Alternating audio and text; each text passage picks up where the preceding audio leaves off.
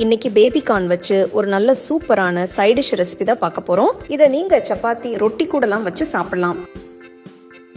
Baby கார்னை medium சைஸ்ல நறுக்கி வச்சுக்கலாம். ஒரு சாஸ்பேன்ல தண்ணி ஊத்தி கொதி வந்ததும் நறுக்கின பேபி கார்ன் உப்பு சேர்த்து 5 நிமிஷத்துக்கு அடுப்பை ஹைல வச்சு வேக விடுங்க. 5 நிமிஷம் வெந்ததும் சுடுதண்ணில இருந்து எடுத்து தனியா வச்சிடுங்க. ஒரு கடாயில எண்ணெய், நெய் ஊத்தி சீரகம், பட்டை, கிராம்பு, ஏலக்காய் சேர்த்து வறுத்துக்கோங்க.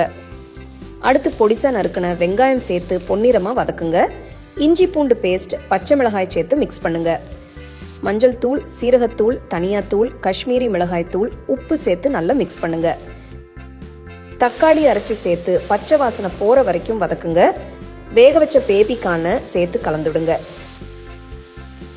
தண்ணி ஊற்றி மிக்ஸ் பண்ணி கடாயை மூடி மீடியம் ஃப்ளேம்ல 10 நிமிஷம் வேக விடுங்க.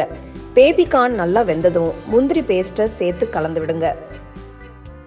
கடைசியா கரம் மசாலா, கசூரி மேத்தி சேர்த்து மிக்ஸ் பண்ணுங்க. நறுக்கின கொத்தமல்லி சேர்த்து இறக்கிடுங்க. அவ்வளவுதாங்க, சூப்பரான பேபி கார்ன் மசாலா ரெடி ஆயிடுச்சு. இதை நீங்க சப்பாத்தி ரொட்டி கூட வச்சு சாப்பிடலாம். ரொம்ப நல்லா இருக்கும். கண்டிப்பா ட்ரை பண்ணி ரசிச்சு ருசிச்சு சாப்பிடுங்க.